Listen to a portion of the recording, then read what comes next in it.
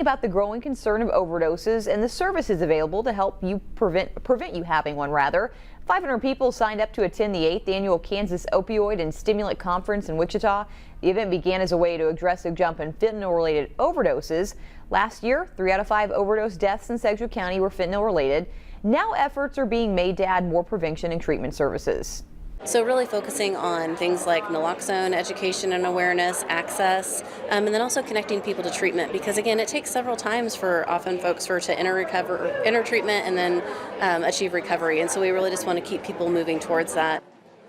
The convention has continued to grow each year. Today's event featured 40 different community groups that help with overdose prevention. A steady